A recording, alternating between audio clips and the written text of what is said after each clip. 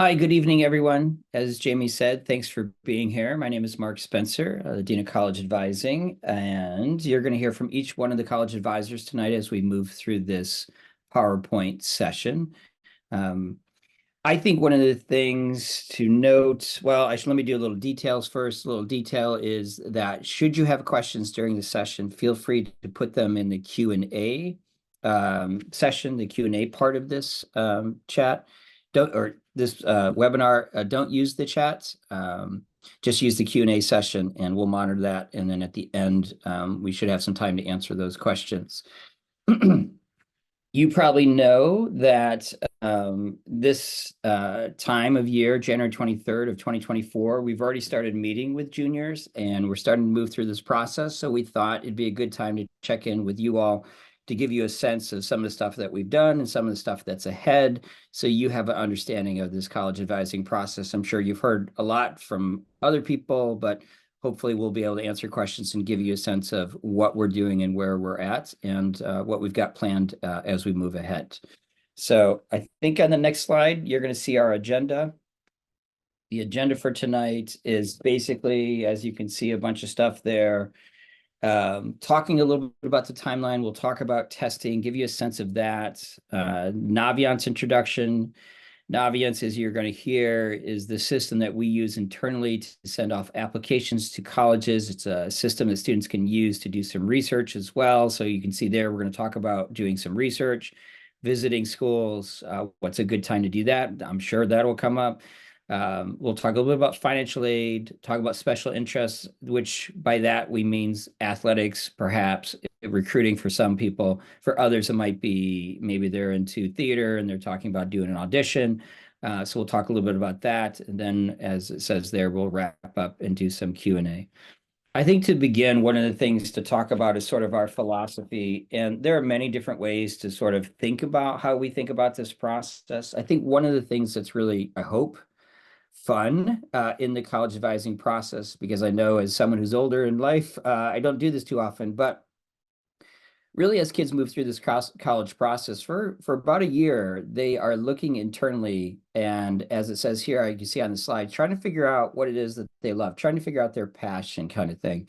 I think this is a process where students are moving from a world of grades and other things that they probably have dealt with that's very much based on external validation, and trying to move it more towards an internal exploration of what motivates them, or what is the thing that they want to study, what is the thing that they're thinking about perhaps doing in the future. And so, as you guys probably know, when they get into the heart of the college process and they're answering essay questions, college after college is going to ask a question around this kind of self-discovery. Like, what activity have you done that you very much enjoyed, and tell me about it in 250 words or less?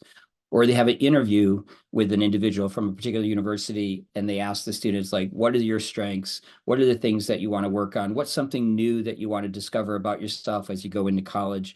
So this process is really unique in that they get to spend a year of lives really looking at themselves, and we help guide them through that. This thing that you see, this Ikigai slide that you see, is just one way to look at that.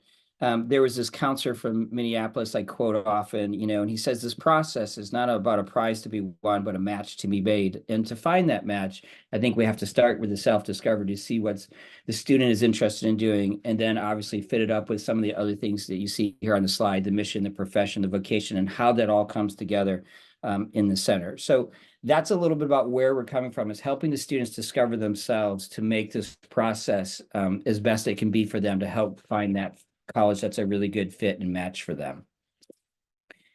I think next I'm going to turn it over to Mr. Moriarty, Pat, who will talk a little bit about the timeline. This is a lot on the slide, but he'll go through it and give you a sense of it.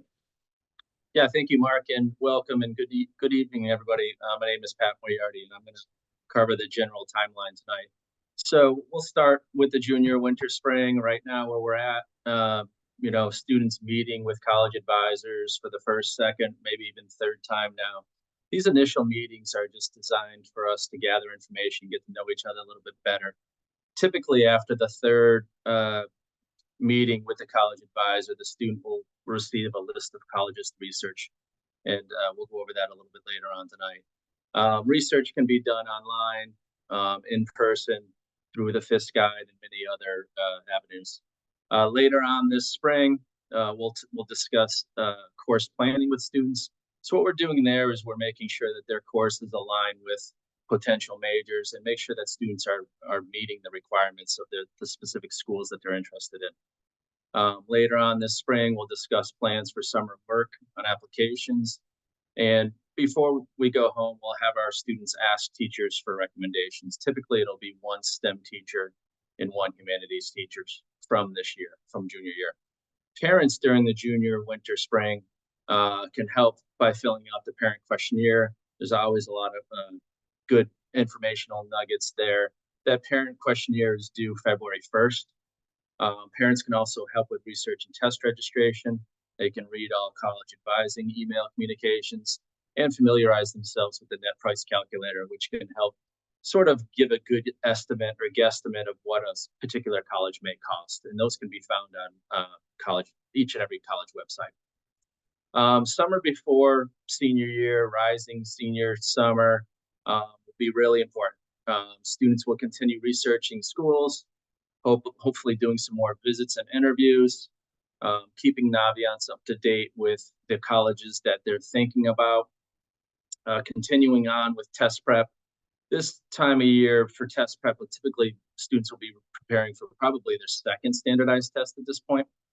Again, reading the email communications and beginning to start their Common App and write their essays. A goal that we have for students over the summer is to come back in the fall with hopefully their entire Common App completed and their personal statement or Common App essay nearly complete, if not complete. It's a great goal for our kiddos to have, and we find that the fall is a lot less stressful when in fact that's done. Summer work for parents, again, helping with visits, reviewing websites for requirements and deadlines, helping with research again, reading our emails, encouraging work on essays. So we're not going to be with your students all summer. We'll be available via Zoom, but we're not there side by side to sort of nudge them along. So any encouragement would go a long way. And then again, gathering information for financial aid as we move closer to financial aid deadlines in the fall. Senior year, it'll be here before you know it. The students come back in late August. The fall information sheet is really important. It's a great place for students to share updates with us. Hopefully by that time, they'll be putting the finishing touches on their Common App and sort of starting to shape their lists, especially for early decisions and early actions, finalizing essays and supplements, speaking with their college and discussing with their college advising whether or not to send test scores to colleges, and keeping an eye on interview and visit requirements from different schools. Parents during the senior year can fill out financial aid documents by the deadlines. Again, read our emails and help and review applications as necessary. I think we can go next slide, Shane. Thanks. Still me, sorry. Testing timeline. Here are some of the dates for 2024. The green highlighted dates will be offered at Deerfield. A new update this year is the SAT will be digital. The ACT will stick with the standard pencil and paper. We recommend that all students take one official standardized test by the end of their junior year. Next slide, Jane, thanks. In test prep. So we recommend students take a practice SAT and a practice ACT to determine the test they feel more comfortable with prior to the start of test prep. There are many self-study options, including Khan Academy, Kaplan, et cetera, et cetera. We've partnered with Revolution Prep over the years, who offer individual practice tests and also individual and group sessions. Financial aid is available for the group sessions.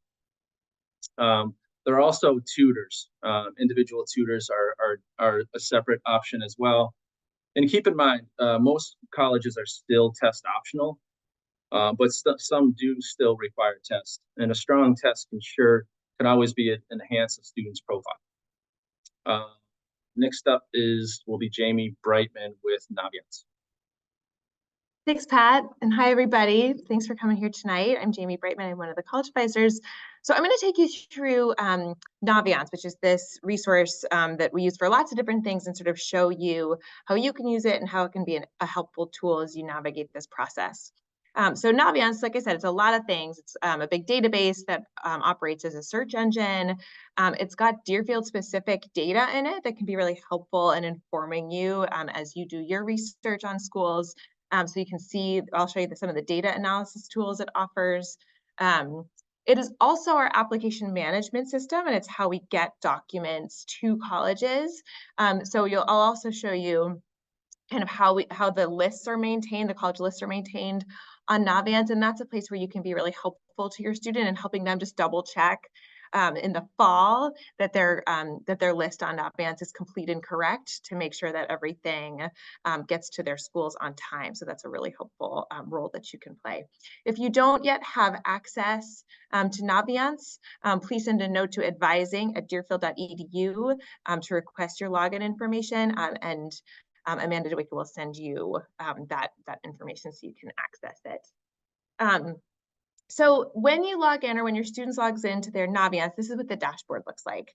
And where I want to direct you is to this colleges tab. This is really where most of what you're going to want is located. So the first thing I'm going to take you through is this advanced college search feature.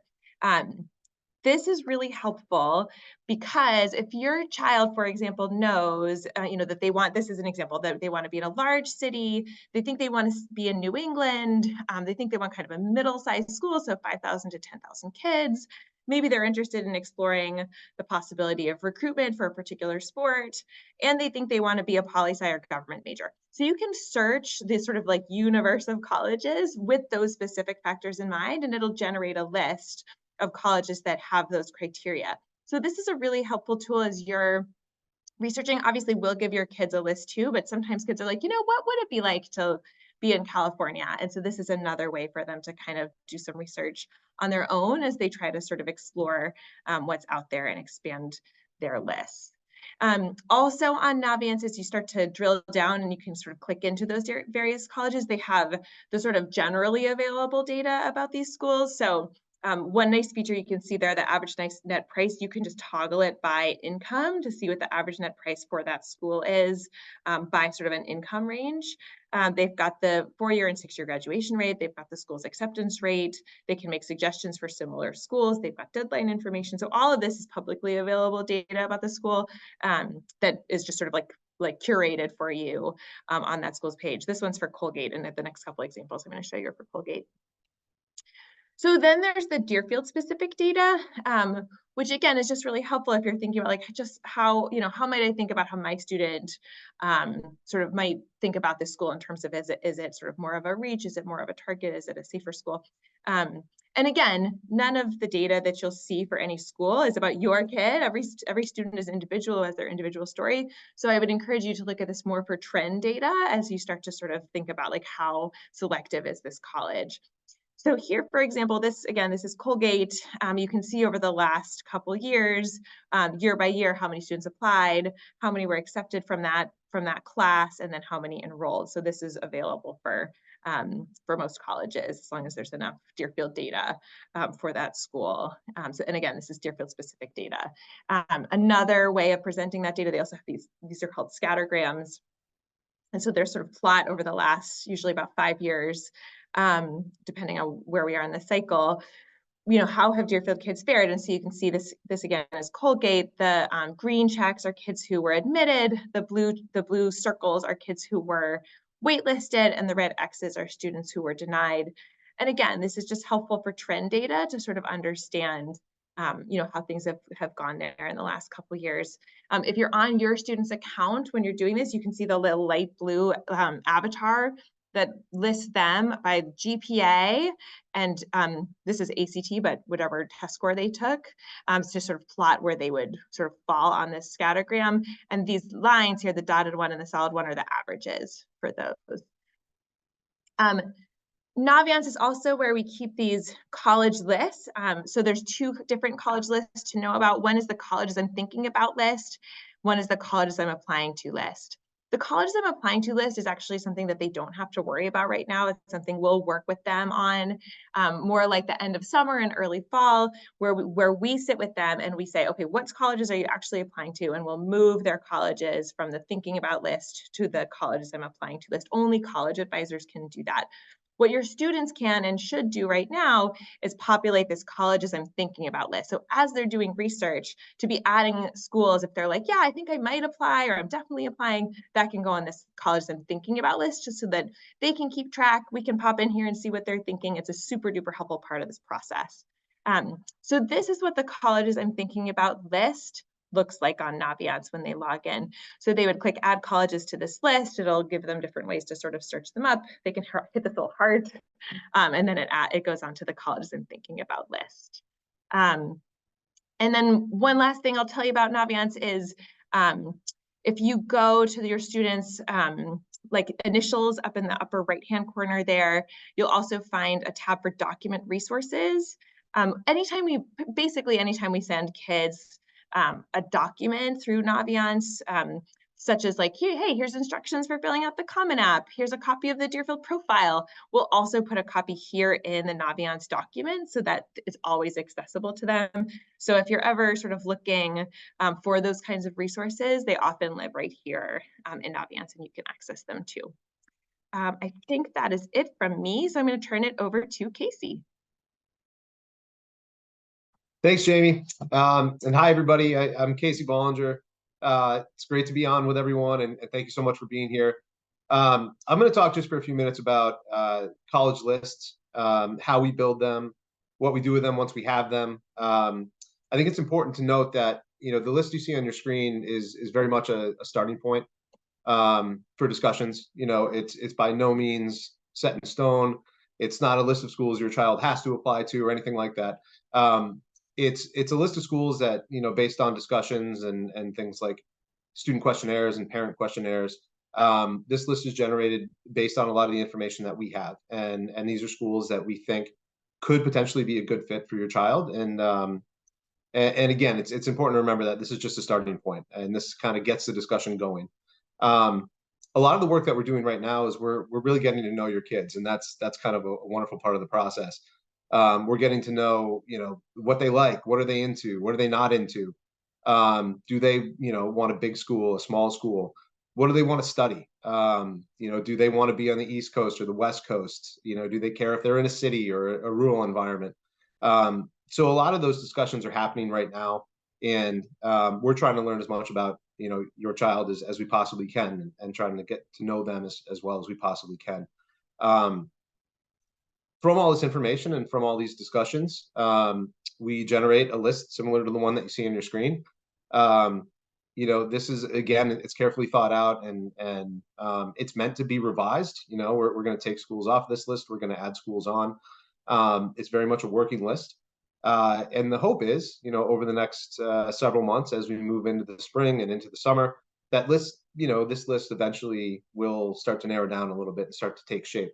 And hopefully what we're left with is a list of schools that your child feels really good about applying to, for the right reasons. I think, we heard Mr. Spencer talk about the right match earlier in this presentation, and that's really what our goal is.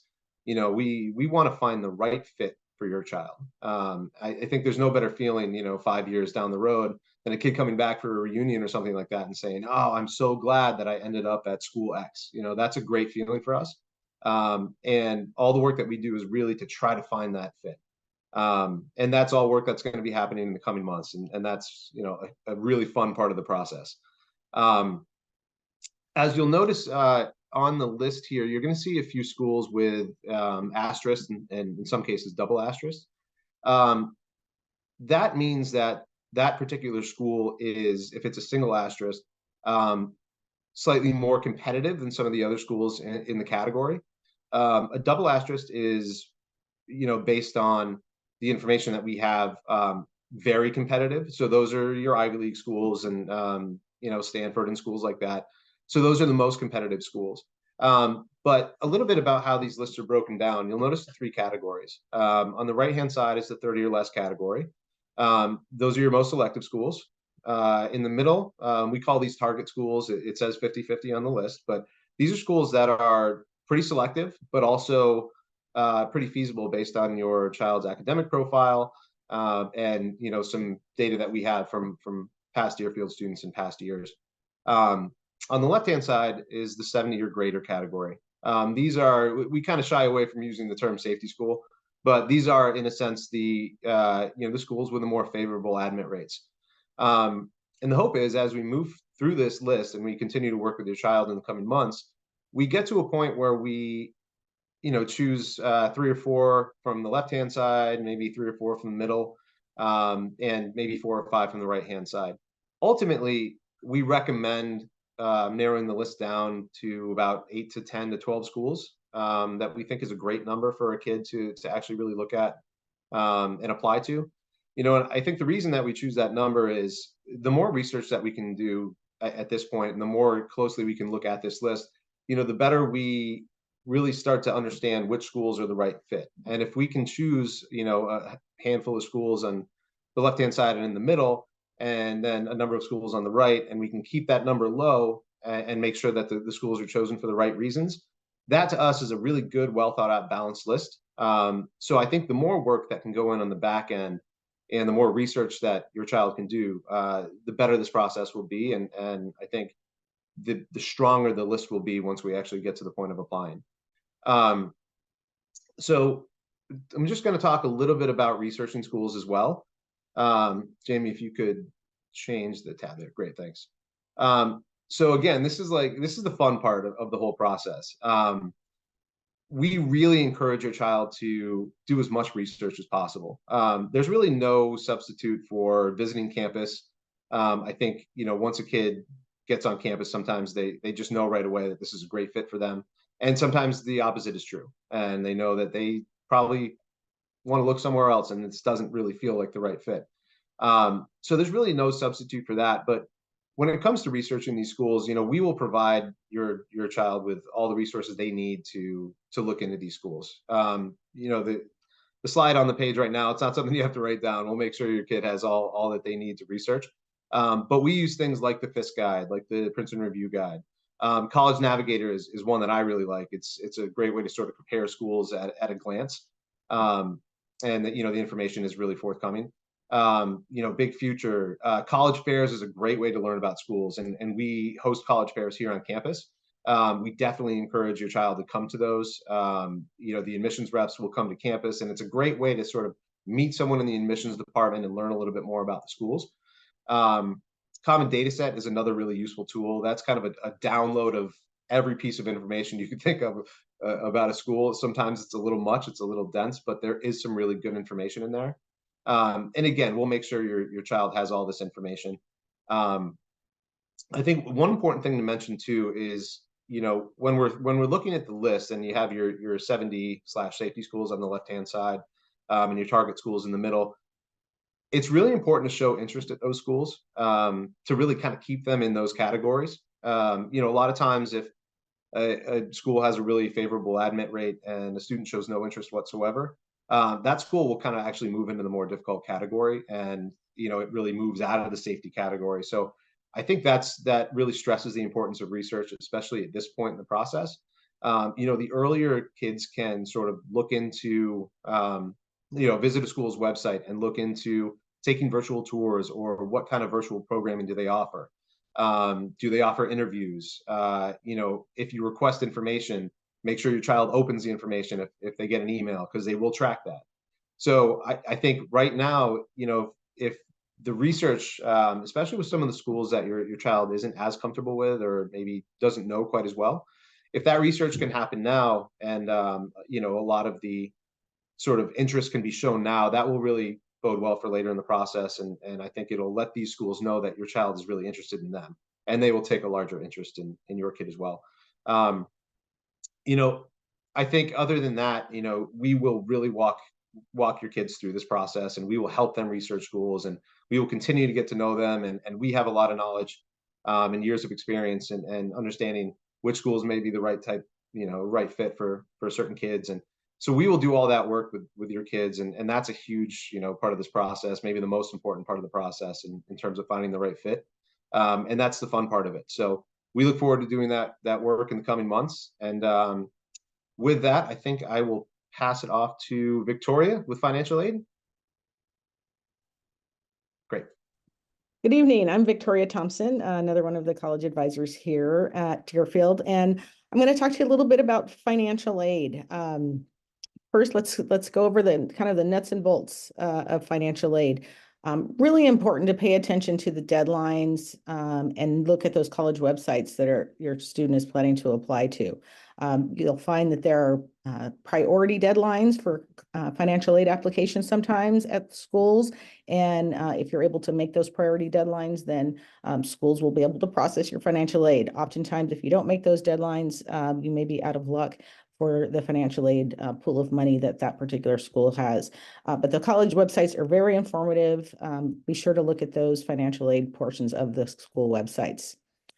FAFSA and the CSS profile are the two main financial aid applications that you will need to complete with your student to apply for financial aid. The FAFSA, the free application for federal student aid, is a government resource that you and your student will fill out. You may have heard that the FAFSA was just revised and it came out a little bit later this year and at the end of December. We're hoping that they have it back on track for its typical opening deadline, which is October 1st. And there's lots of great information I'll give you at the end of my section here to let you know about how to access information about the FAFSA and some tips about filling that out. The CSS profile is a more in-depth financial aid tool that a lot of the colleges use. It goes into more information, both parents, whether married, divorced, not together, both parents will have to fill out information when it comes to the CSS profile. Stepping back for a second, the FAFSA requires the parent that the student spends the most time with. If parents are separated for that one. But CSS profile, lots more information about assets, other income sources, things that have to be filled out. As you're going through the application process with your student, you'll be able to note on their website or on the CSS profile website if your student needs to fill that form out. A lot of the schools use that, so be prepared to do that. And that also opens up on October 1st. Communicating with colleges, they are there to help you. So we really encourage you, if you have questions, if you're not sure about something, please reach out to those financial aid offices. Obviously, we're here to help you here at Deerfield as well, but they are really helpful and they know and are ready to answer questions that families may have. And a final note in the nuts and bolts is for our international families. Please note that sometimes the schools will require what's called a certification of finances that has to be submitted with the actual, at the same time that your student submits their application. So that could be as early as October or November of later this year.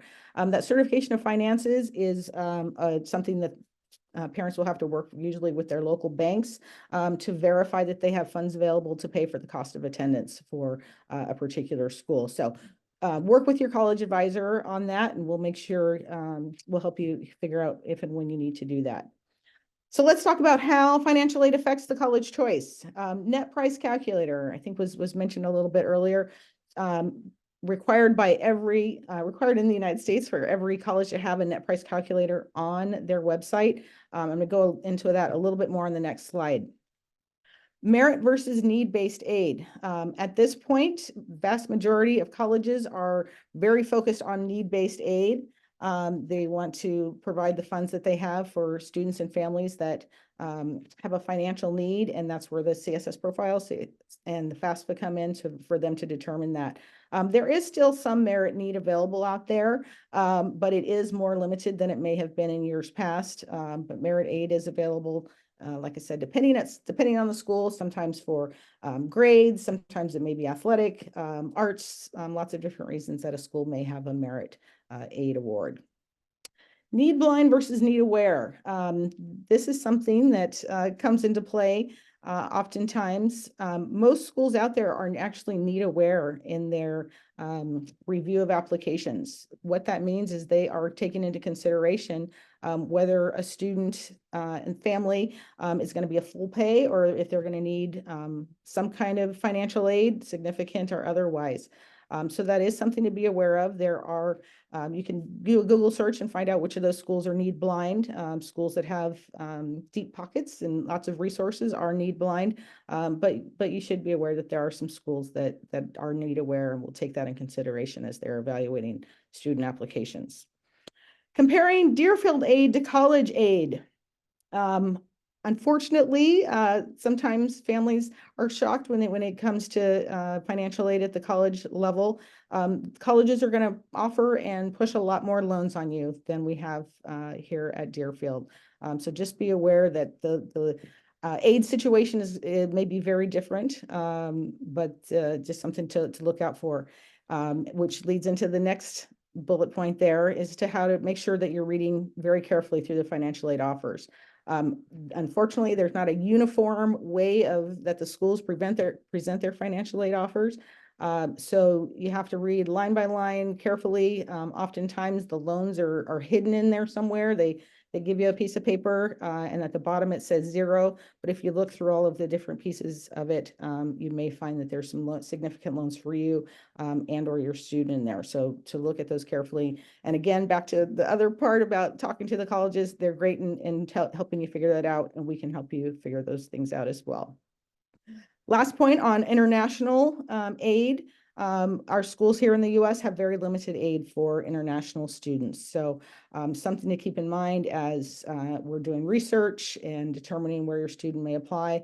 If you are an international student and need financial aid, we need to work through that carefully and make sure you talk to your college advisor about that.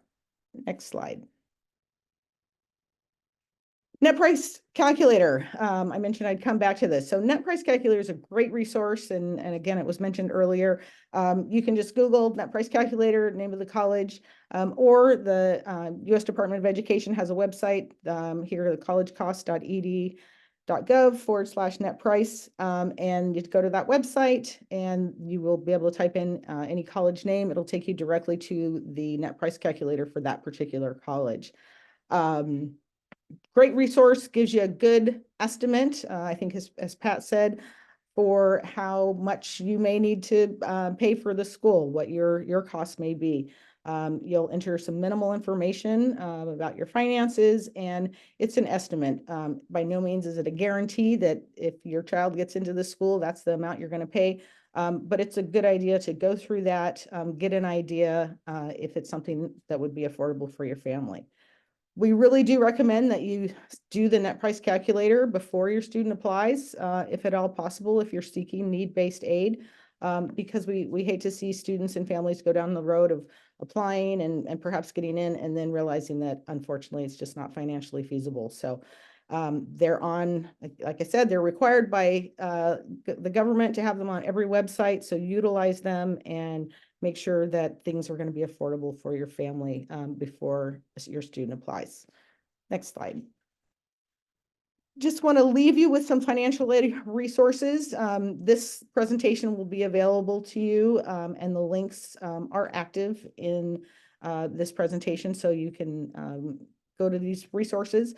Understanding the FAFSA. MEFA is Massachusetts Education, I always get this wrong, Educational Financing Authority. And we have found them to be a plethora of information with videos, explanation of explanation of the phrases and the lingo that is used in financial aid. So really recommend that. Overview of the CSS profile. Khan Academy has put together a great website that walks you through all of the things that are required with the CSS profile. Accessing the FAFSA, make sure you go to FAFSA.gov. There are some swindlers out there that have FAFSA.com and FAFSA.org. Don't go to those websites. It is a U.S. government product and website, so make sure you end up at the right one, FAFSA.gov. And finally, and the next, Understanding College Costs, College Board and their Big Future website has done a very good job of helping students and families understand both the direct and the indirect costs of college. And that can be found at that website. And ending on scholarships.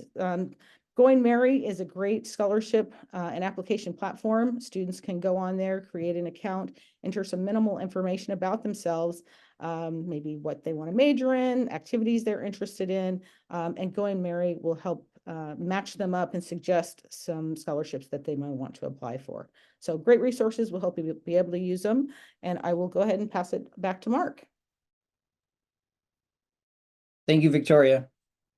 This slide says special cases. I think we just tried to put a bunch of different things on this slide that may come up in the process for a particular student that we can help sort of figure out what the path or avenue is. Every college advisor, because it has experience in these areas, and we'd work together as a team. I probably should have said that earlier in the introduction. And so when your students has a college advisor, it's not just that one college advisor, it's really the brain trust of all of us sort of coming together, and we work very well together, which means you have a team behind your student.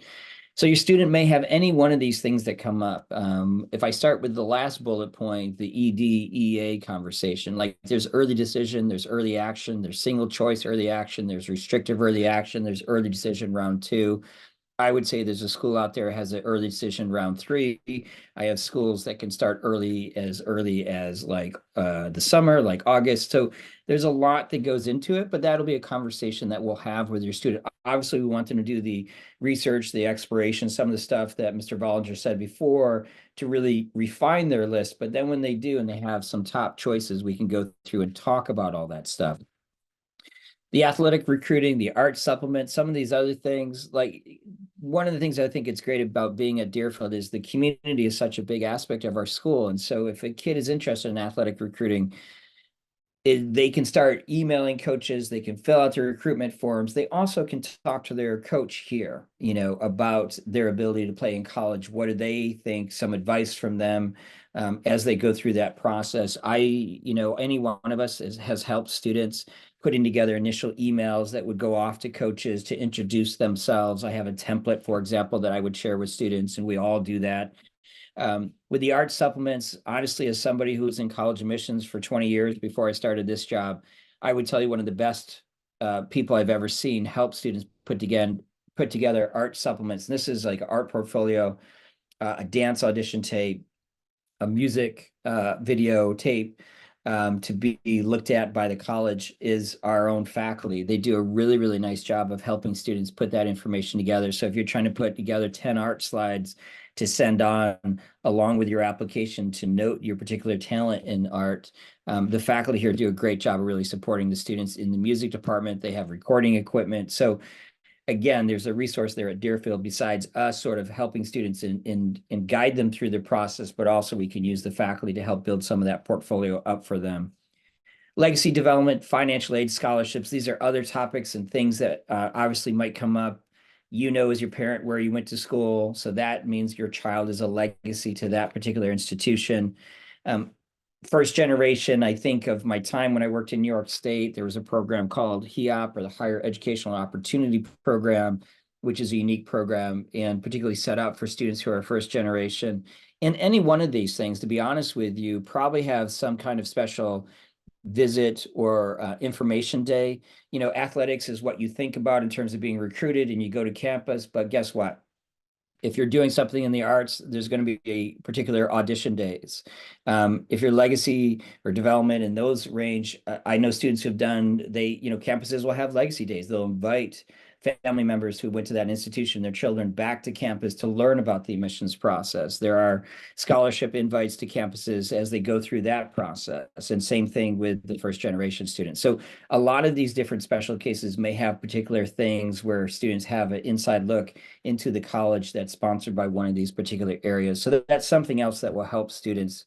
We will help students guide as we move through that. There are different scholarship websites. One I think of is Going Merry. There are some scholarships listed in Naviance. FastWeb's another one. So any of this information, I guess the point of this slide is that we have as a resource as we help students and guide through that. And should you have questions as you move through that, obviously you can ask your child if they've asked us about this, but also you can ask us as well. I think on the next slide, we're just talking about how another way to gather information. And one of the things that we'll do, you'll see at the bottom of the slide, the 10 ways for parents to get on top of the college admissions process. We will, when we follow up this web presentation, we will send the web presentation so you'll be able to access it on our website. But we're going to send this article to you as well. And it's a really good article. It's just some different tips that parents can think about as you're about to go into this process. Some of you have some experience. Maybe you have 2 older children that have gone through the process. For others, this may be the very first time that you've done that. So this is just a sampling of some books that it might be a good resource. There are a lot of them out there that can help sort of guide and give you information as you move through this. So if you want other suggestions, feel free to reach out to your child's college advisor and ask. But this is just a sampling of some of those books that we wanted to make you aware of. Lastly, I think this is our last slide before we wrap up and to see what kind of questions we have. And we're so good. We said this would be 45 minutes and we're right on time, which is great. One of the things you should know about me as well is that I'm a parent of a junior. So you all are in the same boat that I am. And so when I'm thinking about things that I need to do, this is what this slide is about. I'm already thinking about, for example, my daughter's March break. Like somebody might be thinking, when do I visit colleges and things like that? Like you can go on March break, and even if colleges aren't in session, you can still learn information. I think one of the things that I think about is I'm paying attention to what my daughter's interested in. And so, for example, I've reached out to a couple college campuses to ask them more specific questions about that department, because normally you go to a college, you can do the general tour, the information session. But if you had a particular interest in neuroscience, or particularly you wanted to see labs, you could ask that question as I'm thinking about, like, do we see labs when we go on the tour? What kind of research experience or exposure might we get when we get there? So there are ways to think about how you might gather some of that information. And obviously, as college advisors, we can help you think about some of that. There's also a college advisor handbook, I should point out, that's accessible on our website. And even in the handbook, we list a bunch of questions that you can ask when you go to a college campus. So if you haven't seen our handbook yet, I'm going to tell you it's very useful. There's a whole page on the NCAA registration process if you have a kid that's an athlete. Like I said, if you're going to visit a campus, there's a whole page of questions you can ask when you're on a tour. So the handbook is very useful, and you can download it from the homepage of the college advising website. Some of the other things that this is mentioning is completing the parent questionnaire. I think Pat talked about that.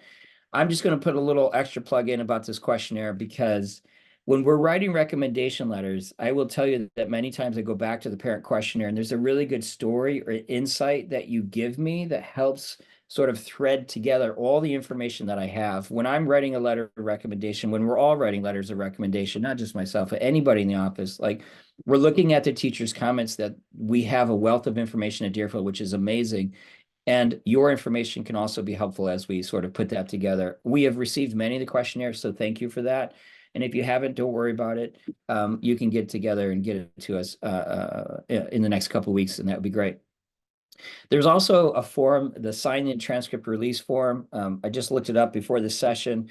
If you go to DA info on the homepage, in the upper left-hand corner, like for me, because my child's a junior, there's a picture of her, and right below that picture, there's a little box, and it says, please click here to grant the college advising office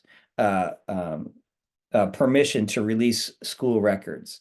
And what that does, we want you to read through it, but it's basically, this started with a transcript release form. We wanted to let you know, like, yes, you give us permission to send on transcripts and teacher recommendations to the colleges your kid is going to apply to. And it has some other information out there as well. So read through that. And we ask you to do that form as well as the questionnaire. Obviously, some of the other things are going to be part of your wheelhouse, and some of the hopefully things that you can help your students through as you move through the process. We'll be tracking deadlines, helping, reading, as we said, our emails. We send out, as you can get a sense, we keep saying this, but we're going to send out periodic emails to give you a sense of where we're at. So this session tonight is telling you where we're at here in January of 2024, but you're going to get other communications from us. For example, we have a big email that we send to you all. That's a follow-up from a meeting that we have with the junior students in May, to sort of say, okay, now we're into the summer. here are some things, here are some like proposed deadlines to do some essay writing and things like that as we move through that. As Pat mentioned, getting things done in the summer makes kids' lives much better in the fall of their senior year. And so we let you know what those things are. So again, you can be there to support your child as they move through the summer months. But we will send those emails periodically as we move through this whole process to keep up to date about where we're at in our college plan and where you can help. Financial support, Victoria talked a lot about this, but obviously that's going to be a big part of your support as well as you're moving through that. If you have questions about particular scholarships and things like that, again, feel free to reach out and ask, or have your child ask us in one of their meetings. And then lastly, it's moral support. Believe it or not, your children many times go into this process and feel like where they go to college is going to determine how much you love them. So the last bullet point says, show your child unconditional love. And, I'm a parent. I have one daughter that's gone through this process. I've got another one going through it. And I see how these kids sort of move through this process with the stress and anxiety of like, we always say be worthy at Deerfield, and there's this sense of worth tied to the college process. So reminding them it's about a fit, it's about them doing the research, and honestly, it's all going to work out. Is something that I think can be very helpful as they move through the process to give them that kind of support. So there's moral support, financial support, deadlines, logistics, and these forms. Those are sort of the big areas. The last thing I'll say is that we will also have as you know, a parents' weekend in the spring, and that's a good time for you all to meet with us one-on-one. We save a couple days of our schedule during the spring family weekend to set up appointments with our families of the students that we're advising, and we'll have some sessions during spring family weekend. We're going to hold a session, for example, there'll be a session on athletic recruiting. There's going to be also a college fair that we do. So we'll have a dean of admissions speak. So we'll bring a lot of different things to campus during the fall or the spring family weekend. Yes, we do a fall one as well, but the spring family weekend to get some more information about this process. And also at that point, again, to once again, update you about where we're at, what we've done recently, and what's coming ahead. And we'll continue to do that as we move through this process. So hopefully you always feel informed about this process. I think that is it for the PowerPoint slides and everything else like that. So I think we'll turn it over. And I know there's some questions in the Q&A. Victoria, I think you were watching those, and I think we've answered some, but if there's others in there that we can address, Victoria, I'll let you sort of ask us and we'll go from there. I think between Jamie and me, we have gotten them answered. So we were able to Okay. get through all of them. We Okay. appreciate everyone putting your questions in there. And as we have all said, we're all here to help and answer questions as we go throughout this process. That's great. Thanks everybody for being here this evening. We really appreciate it. We appreciate the attention that you're giving to the process and helping your children navigate this process.